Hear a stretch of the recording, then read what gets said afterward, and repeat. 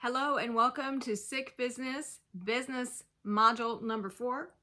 We're going to dive in a little bit more into mindset in this module. We're talking about living your ideal life or how to improve in various areas of your life. We're talking about your self-identity on this module, and we're also going to talk about how to get over setbacks. And it's interesting, the school of thought on setbacks is that you need to do maybe a couple of things or maybe one thing. And I'm going to share what works for me. So I just hold on when I get through that setback, because no matter how successful you are, if you're working for yourself, you theoretically are always going to have those roller coaster up and downs. What we want to do is decrease the intensity of those, most definitely. So hold tight, we're going to talk about those. The first thing that I want to talk about is who we are and what we do, and how that's imperative in our business. Who we are and what we do. So think about it this way. When you go to a party, and you've heard this before, I know you have. When you go to a party, the common thing to do is you grab a drink or a snack, and then you start mingling in the party, and people come up to you and they say, "Hey, my name's so-and-so. What do you do?" And so many times we identify with what we do is who we are. And we have a conflict of interest happening with us. If we're living and working with a chronic illness and or a disability, we have a conflict of interest percolating, because who we are oftentimes becomes, what are we going through? What are we dealing with? And then we add that onto that business party or that mixer mentality of, hey, who I am is what I do. And I want you to step back from that, because as we go through these courses, and this is what I tell myself too, you might be doing this today, but you might be doing this other really cool thing tomorrow. And you might be here today, but you might be over here tomorrow. You're always moving. You're always growing. You always have options. You can always do whatever you want. You can shut down your business. You can start another one up. It doesn't matter. Life is a myriad of choices. There's multitudes of things on the table for you that you can always do. So let's talk about your ideal life. When I think about my ideal life, and I am a little bit of a perfectionist to a degree. I'm a recovering perfectionist. Maybe you can see yourself there. Maybe that's why it's frustrating to have an illness or to have a disability that no matter how hard you want to go or what you want to do seems to thwart you at every turn. So I understand that. If that's not you, maybe you'll relate to the point of, my life is just not where I want it to be. So I don't know that there is such a thing as an ideal life, first of all. What I like to do is divide my life up into segments. So for me, it's fitness, family, and what is the other one? Finances. I always forget one, and there's only 3. Thanks, Lime Brain. For me, it's fitness, family, and finances. Some people include faith in there because you've seen variations of this. It might be, some people might call it the 4 pillars or whatever the case is. It's a regurgitation of a concept. This is the part of the concept that works for me. And I encourage you to, if you come across information that is shared here, if you're taking in information and you're like, you know what, I don't really know if I believe that, or if that doesn't really apply to me, that's completely fine. I want you to do with that what you need to do with it. That's why for me, the 4 pillars or the 4 F's or whatever, that doesn't work for me. And the reason is because faith to me is intensely private. That is the most intimate area of my life. And I'm not willing to talk about that with other people. I respect other people's beliefs and things of that nature, but I'm on my own journey. And because I'm on my own journey, and because I'm still searching and I'm still looking and I'm still trying to figure things out, then I don't feel I'm in a place where I can advise other people. So I stick to the 3 F's: family, finances, fitness. Look at that. I remembered them. Amazing. So when I segment up my life into these 3 F's, I look at family. How's my family doing? First of all, who's in my family? So for me, I have, including myself, there's 6 people, 6 main people in my family. My 3 children, my husband, myself, my mother-in-law. Those are the people that my world revolves around.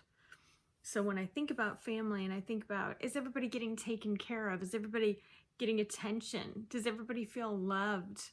Are we cultivating good relationships? Are we nurturing good relationships? Those are the people that I think about in my family. So I would encourage you to define your family and think about them.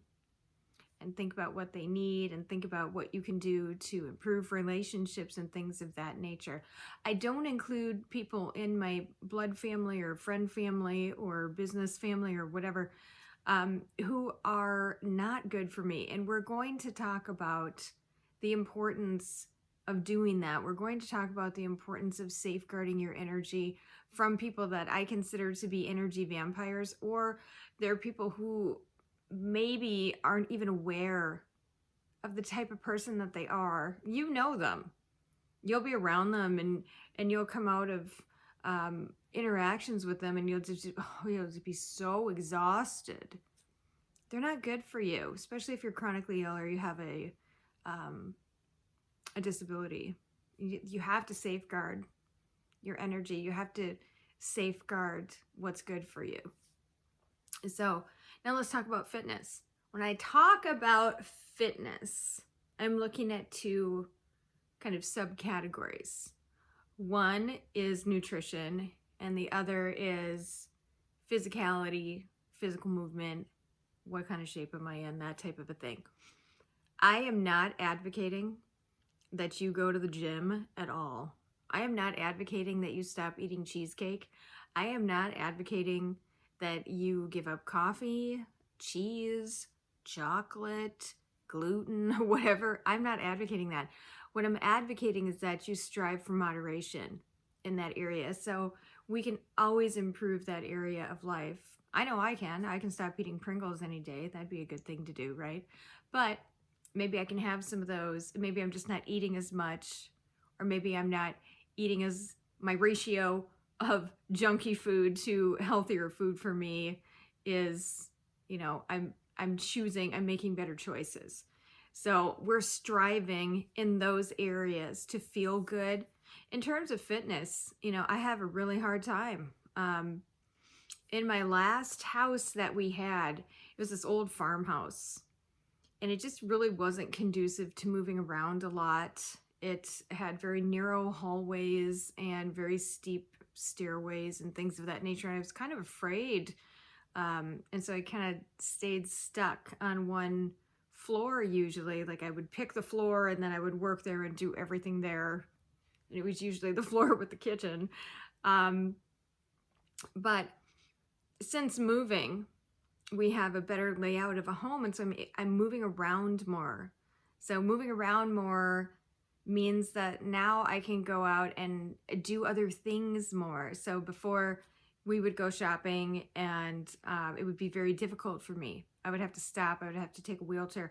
I believe a combination of making some better choices nutritionally and just moving a little bit more has helped me to feel better. So there's no way, shape, or form that I'm going to sit there and talk about being in the ideal shape for my physique or anything like that. But I can say that making some better choices in terms of movement and in terms of nutrition really do make a difference. So as you're caring about yourself and as you're writing this ideal life for yourself, and you may always be writing it, and maybe that's the thing, is the ideal life is the pinnacle and we're trying to reach that pinnacle, even though we might not ever get there, but we're still striving. We're still going for more. We're still trying to improve and do more.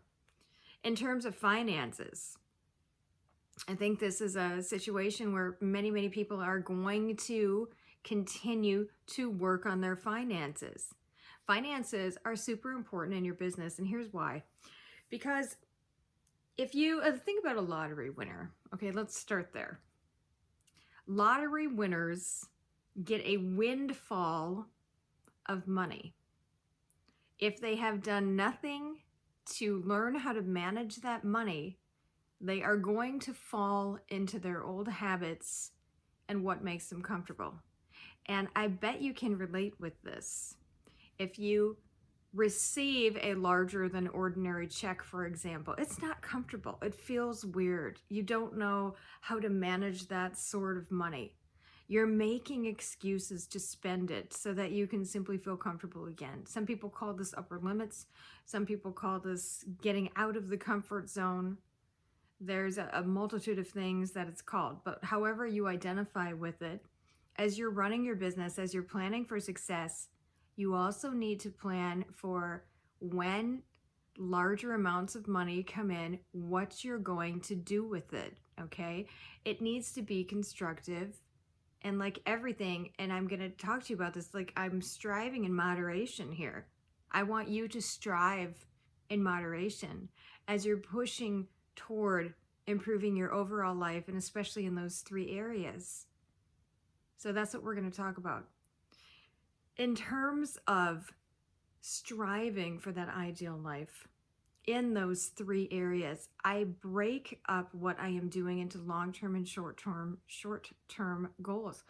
The short-term goals, obviously, have everything to do with the long-term goals, because if I'm not on track in the short term, if I'm not controlling myself, if I'm not making sure that I'm not addressing the immediate need for gratification and what I need and holding on to what I need to get to the next step and to these goals that I have set for myself and my family and my finances, then I'm not going to reach them. I'm going to continually micro-sabotage myself by spending money, not being responsible for it, but caving into the need to feel like, you know what, struggle feels good, okay?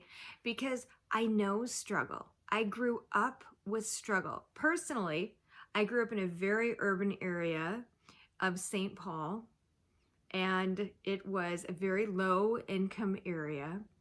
So I am familiar with struggling. I am familiar with what it feels like when my parents come home having gone to the food shelf. I'm familiar with not having a lot of money in my bank account. I'm familiar with not having a car and having to jump on the bus and do things.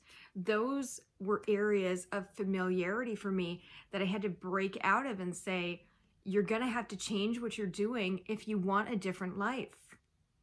And I absolutely had to change what I was doing. I absolutely had to have that conversation with my husband. And I had to say, you know what? We're spending money on dumb stuff. We need to think about these larger goals that we're trying to make and that we're trying to meet. And so that's what I'm encouraging you to do, is divide your life up into those 3 categories: family, fitness, finances. And then I want you to think about some of the short-term goals. Short-term goal example, making all my bills this month. So making sure everything is paid off. A long-term goal would be making sure everything is paid off for my bills and setting enough aside to eventually have a down payment for a house. So it's combining these goals that you need to meet in the short term and doing and taking the steps that you need to take to get to those longer term goals. That's what I want to encourage you to do. And I want you to start flipping that mindset a little bit of saying, I don't need the instant gratification. When you go out and you go shopping, for example, and I don't know about you, but like I love Target. One of my favorite memes is, you don't go into Target and tell Target what you need. You go there and Target will tell you what you need. And that is so true for me, because I'll walk around and I'll pick up all the coffee mugs, or I'll go look at all the t-shirts and I get all excited, and it's not good for me. Because what happens inevitably, as good as I feel holding that piece of merchandise, whatever it happens to be, the buttery soft bunny, inside of a bunny pajama pants. That's what it feels like. I'm wearing bunny pants. But that goes away. It doesn't bring me sustained gratification. So I have to put myself in that place and say, what's going to happen. You're going to pick this up. You're going to bring it home. And in like 2 weeks, maybe even a week, maybe even a couple days, you're going to be like, oh, big deal. Big deal. I don't even care about this. And what did it do? It chipped away at your long-term goal. So these are the types of things that I want you to take notice of. A lot of times as we're working for ourselves, we do something called a justification purchase. And I think you're probably nodding your head right about now, because I know I was when I thought about this. The justification purchase is, yeah, but I work so hard. Yeah, but am I just not supposed to enjoy my life? Well, yes and no. You do work so hard. You are supposed to enjoy your life, but you don't want to deprive yourself of using some of this real money to move forward and to meet these goals and to make your life easier. You don't want to deprive yourself of, oh, I'm so tired. I don't want to interact with my family right now. What happens then if you do that 20 times? What happens? What are we communicating then? And the same holds true in the fitness area. Oh, but I'm so tired. I don't want to walk. I don't want to go grocery shopping. I'm going to have it delivered to the house. Okay, that's a huge convenience. I do that too. But you know what? I also make sure that's not the only thing I do. I have to get out. I have to see people.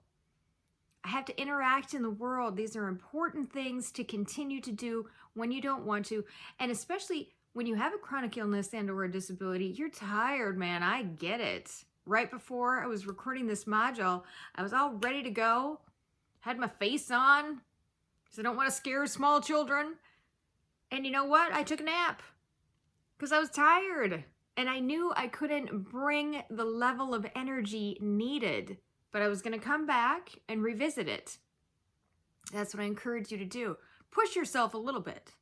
Not to the point where you're exhausted, but make sure that in those 3 areas you're hitting moderation. Moderation, super duper important. So you want to build your business with an eye for moderation, taking care of yourself, and working your way out of the anti-hustle. The anti-hustle is going to kill you. As you set up your organization, your calendars, you structure your day, remember, especially if you're a creative person, that you're building in time to step back and reflect. So I can push myself super hard, and I know I can get these 5 tasks done today. Oh, but wait, did I make sure that I built in time for me to simply sit back and reflect? If I'm going super, super hard on a book, and I've got a quarter of the way to go, and that's what my goal is, to finish the quarter of that book, and boom, I nail it, I go through it, and then I'm like, man, you know what, I really should skim this again. I'm not doing it now. I'm waiting. I don't know how long I'm waiting. I'm waiting until my mind is fresh again. I'm waiting until I feel that perspective creep in again, where I can look at it and say, I am not going to have a biased opinion looking at this book anymore. My brain is not going to fill in letters where there are no letters. My brain is not going to subtract letters where letters don't need to be subtracted.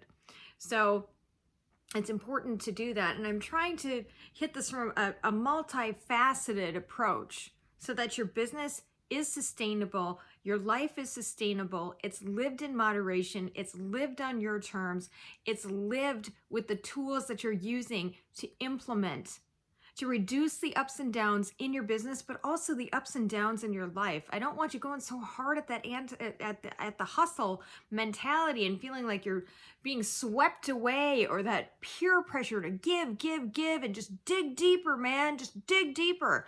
And then what do? We crash. Our productivity tanks. That's exactly what we're trying to avoid. We hit setbacks. And those setbacks, when we are barely bobbing along, they can absolutely shut our business down. So I do want to segue into talking about setbacks right now. And talking about setbacks has to do with three things. One is that you need to be aware of what you have accomplished. And maybe you've heard this before. And people have said, well, you're having a setback. You know what? That's a normal thing. Be aware of what you've accomplished. Okay, great. You can make a list of the last 3 amazing things that you've accomplished in your business and remind yourself and try and move yourself out of that mindset trap of like, I can't do this. I suck at it now. It was great while it lasted. Definitely do that. That's one component though. That's not the entire thing. And I think this is where people are missing the ball right now. This is where some of the coaches in this hustle mentality are like, just remind yourself, get out there. This is not football, man. This is, we need a sustainable approach when this inevitably happens, and it does. So yes, remind yourself.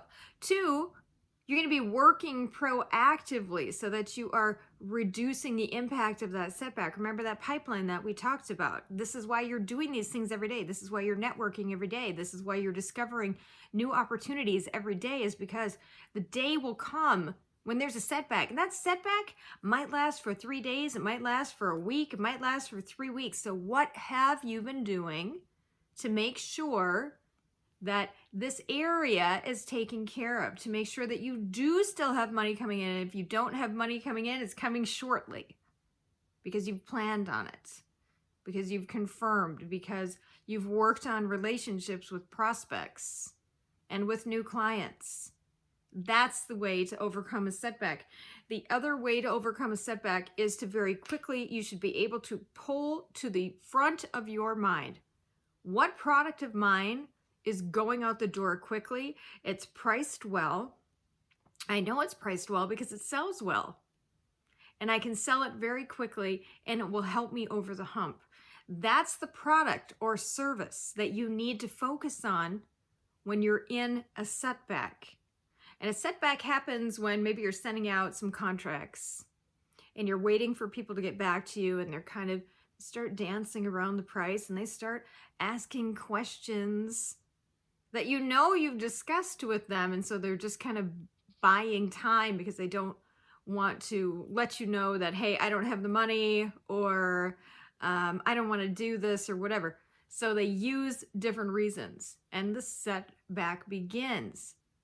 It affects our mentality till we're out of that mentality, until we're out of not believing and not accepting the gratification and the abundance that's coming in, the prosperity that's coming in, because this is all a mental mind game. Until we get back into believing and trusting that we're going to be okay, we will continue to sit in that setback. So we have to do what I like to call are some of these mindset hacks. So we're changing our focus, and we're no longer saying, man, I wish, oh, that contract, I really wish it would come in, or I sent 3 emails to this person asking for this particular part of the project so we could get going. Where is it? We're just fixated on where is it? Why can't we get going? Why can't we move forward? So we have to do these mindset hacks that move us forward, and then fall back on the work that we're doing. We're continually cultivating. It's a mix between the ant and the grasshoppers. The ant's going out, and he is having so much fun. It's so great. The grasshopper's working hard every day. It's a mix between that. You want to fall right in the middle. You're appreciating what you're doing, but you're still doing the work. So when the setback comes, you have a place to go. You can get revenue from that area, right? In addition to getting revenue from that area, from the clients that you're cultivating, the pipeline that you're growing, the pipelines, multiple, ideally, right? Then you're also going to be thinking about, what are my easy opportunities? What do people see immediate value in? That's where I'm going. That's how you're going to eliminate some of the severity of those ups and downs. Rewiring your mind in this way is critically important. It's also critically important that you discover, even in the lowest of the lows, that there's gratitude. I don't know about you, but I can look back on my life and I can say, man, you know, I wanted it to be this way, and it is this way because of my short-term and long-term goal commitments, planning, and follow through. So I can feel that gratitude. I'm not saying don't feel your emotions. I know a lot of people out there, like we talked about, don't feel your emotions. And I told you I like to acknowledge them without letting them have control over me. And my favorite thing to do is set anger in a chair right over there. Anger, you go sit over there. I know you're in the room with me. You're not running my life. So in the midst of a setback, we can feel really vulnerable, and we can feel just really open to attack. We're not feeling strong. We're not feeling good about ourselves. We're losing faith in our abilities. This happens when we have a setback. And you know what? It happens to everybody. It happens to me. It happens to you. It even happens to those big names out there that say, hey, you know what? Everything's great all the time. It's great all the time because that's what I want you to see. But that is what being an entrepreneur and a business owner is. It is knowing how to weather those setbacks, how to come back even stronger, and making the commitment that you're going to keep moving forward. I want you to deal with the emotions. I don't want them coming out sideways. I'm not advising in any way, shape, or form that you just move on. There's a way to pause the emotions. The other day, I got really, really angry, and I wanted to lash out so bad. It would feel so good for me, and I was justified, I felt, in the moment. Looking back, would I have been justified? I don't think so. I think it just would have kind of scratched a little itch that I needed emotionally, but I controlled myself. I felt better about it later. It didn't mean that I didn't allow the feeling to sink in and say, oh, are you really mad right now? Okay, just be with it. Be with it. Feel it. Accept it. When you can accept it, then you can move on. When you can accept, you know, this setback sucks. I hate it. Let's move on. Put your attention onto those three things that you can do to move out of the setback. You can still feel the emotion at the same time, move out of the setback. And we're trying to turn off the negativity that's associated with that as well. Negativity doesn't serve us, even sarcasm to a degree. And I know some people will be like, well, shoot, that's my superpower. And you know what? Sarcasm of a particular sort is fine. I'm not the person who's going to proclaim what fine is or what fine isn't. But in my life, sarcasm of a particular sort is fine. And that's sarcasm that we can all relate to. That's sarcasm that's not offensive. And that sarcasm that, and this might surprise you, is not self-deprecating. So I never speak down about myself. Ever, if I can help it. Again, I'm human, so I have some bad days, but I don't talk badly about me or my abilities, or even if I made a poor decision. I don't do it. I don't in my head say, well, you know what? Well, that's what you're bound for because that's what you do. So welcome to hell. I don't do stuff like that because even if it's a joke, my brain still hears it. My brain starts then reprogramming how I think about myself. And especially when it comes in terms of what is critically important in my life, my family, fitness, finances, and for me personally, my faith, which I'm not discussing with you, I don't make a joke about it. It's not funny. It has everything to do with the makeup of me and who I am. And so I want you to guard that. I want you not to allow the self-deprecation to come into your life. No, things aren't always going to be like that. No, you're not always a screw up. No, whoop, that's just how it is. Oh, I'm just unlucky. No, that's not just how it is. If that's not how you want to live your life. And the easiest way to do that is to proclaim the opposite. I am lucky. I am looked out for. Every time I ask for it, money hits my doorstep. There has not been one time since January 1st, 2015, when I have not been able to make my bills, when I have not been able to make a profit, not once, because I believed I would be taken care of. Now, right away, I have to tell you what, I had to generate that belief in myself by saying, okay, self, I believe you're going to be taken care of because you worked your butt off. You contacted 250 people. You ran down the gamut of these other resources. You asked for work. You did this, that, and the other thing, and they're coming to fruition. But as my business became more successful, I built off of what I had done to what can I do and what will come to me. That's the difference between running a business that's hanging on by shoestrings and enjoying your business and being able to relax in your business. I explain abundance by talking about energy voids and gaps. So energy is all around us.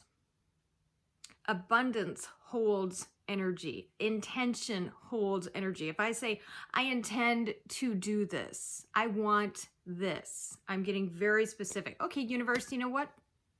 I want $10,000 by the end of the week. And I want to come in this way, and I don't want to have to pay anybody out for it. I want $10,000 net in my pocket by the end of the week. And guess what? Many, many times that happens. But what happens is we also open up opportunities for other people. So if an abundance comes in that I can't handle, so the universe says, here's your $10,000. Oh, and here's 3 other jobs. Well, guess what? I can't do 3 other jobs right now because you just handed me a $10,000 job. So I can't do these 3 jobs. So I have to send them out to people. When I send them out to people, I create a gap in opportunity, and that can't exist. It just, from a physics standpoint, cannot exist when you're setting your intentions and you are welcoming energy. Something has to come rushing back in. If I take those 3 jobs, I give them away, I'm telling you what, I will get 6 new jobs that come in. I get at least twice what I give away. So part of the reason that we live in a scarcity mindset and that our finances struggle so hard is because we're holding on so tight to what comes in. We're focusing so hard on what do I have to do versus what can I do? Is this opportunity even for me? I might just be the messenger. I might just be passing it on to somebody else. And that's fine. And you know what? That's even better than fine. That's an honor. So we're going to move forward and talk about our final subject today, and that is addressing and safeguarding your energy. So we talked about this very briefly, and I mentioned a super fun phrase called energy vampires. And I think you know what I'm talking about. The people that just take more than they give you. And why is this important? We have to safeguard our energy as people who don't have a lot to give out, as people who have to use more discretion when we are deciding where to put our energy, as people who can be hit by actual physical symptoms that will take us down and send us to bed for days or even a week or weeks. We cannot engage in this type of negativity, whether it's family, friends, finances, in our business, whatever the case is. We cannot engage in this type of negativity, and we have to also be ready to respond when we encounter it. And we have to start getting really, really good at recognizing it very quickly and then excusing it from our force field, from our orbit. It's not welcome here. You can't take my energy in the form of creating stress, okay? You can't take my energy in the form of you didn't do planning well for you, for your job or whatever. Now you're in a panic and it's supposed to affect me. You don't get to take my energy. Some people will insist on this. I have a friend who decided, I'm done with my business. I'm going to close my doors. It's not going well. And I don't feel good about what I'm doing. I thought I would be really excited to do this particular field, to work in this particular field in business, but it wasn't working out for her. I supported her 100%. She had a client come back and say, but you have to stay in business because I need this. No. You don't get to have that sort of weight in my life. I am going to continue on my path and you're going to deal with your reaction. I'm not going to take that on. I don't even want that. I have my own stuff. I'm not interested in anybody else's reactions or how they feel about me or whatever. That's on you. That's your business. It's not, and you've heard the old adage, it's not even your business. So I want you to get very good at identifying who's taking my energy.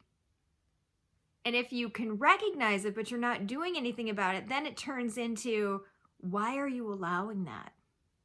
What is that giving you? What's at stake that you're not shutting that off? I use a couple mantras here. I know you're in shock. I use 3 mantras when I'm encountering a situation that's going to take my energy. It might be a conflict. If somebody is intent on swearing at me or insulting me, I don't even go there. I don't know how to participate in that type of a conversation. That's how I used to conversate all the time.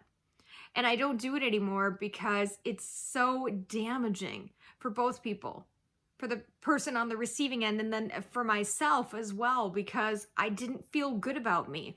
So if somebody comes at me and they want to engage on that level, I just simply say, you don't get to talk to me that way. It's easy. It's easy to say that. I needed to have something that I could fall back on, and that works for me. The other thing is, if we're getting into a heated conversation and I feel myself losing control and that I might say something that's going to be really hurtful that I will regret later, because I don't like hurting people, I will say, I'm done having this conversation. You can say that. You get to walk away. You can simply be finished. You get to decide that. And the other person gets to go, oh, I guess we're done. That's it. Okay. And third, I say, I'm not able to speak to you right now. I'm too upset. So we can come back to this later, but I'm not talking about this right now. You know, I'd recommend this even in marriages. When my husband and I first got married, I would hammer every single argument has to be solved right now. We're going to fight this out. We're going to come through the other side. I'm going to feel better. And that was my abandonment issue popping up. Now I'm able to say, you know what? I don't think this is the right time to talk about this. Let's come back to it later and we'll do something else.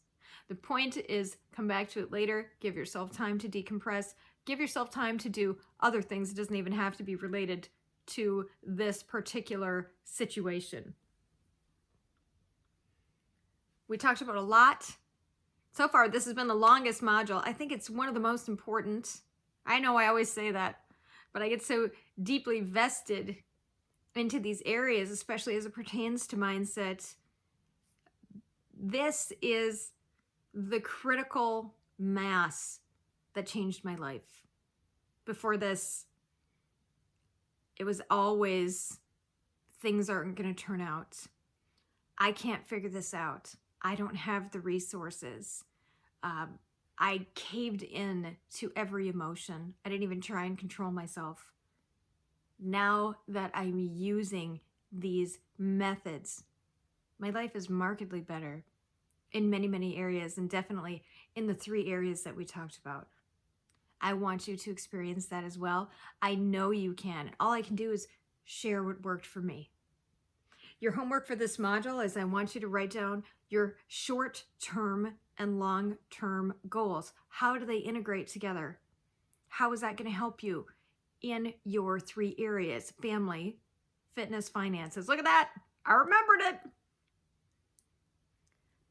I want you to think about what you need to do to implement deliverability and prospecting. Now, deliverability and prospecting is what we briefly touched on in terms of you're always working that pipeline. So when you get that setback, you always are working that pipeline. The deliverability is ensuring that you're doing what you need to close out the second half of deals. So for instance, if I'm editing a book, I accept half the money up front and I get the other half on the back end when the book is done.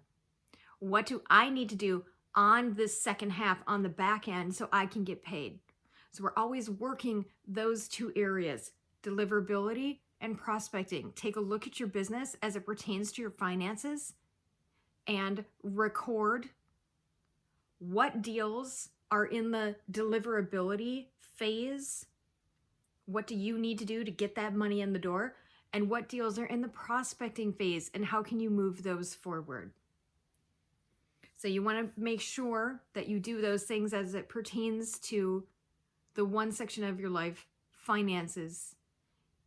And then make sure that you have the 3 elements in place to survive those setback times. Remembering how you won, working that prospecting pipeline. I'm going to keep bringing that up over and over again. Proactivity is critical to your financial success. And then knowing what is that product or service that flies off my shelf that people buy very, very quickly is going to help you bounce back even quicker. Also, on the resources page, there will be links to various payment options.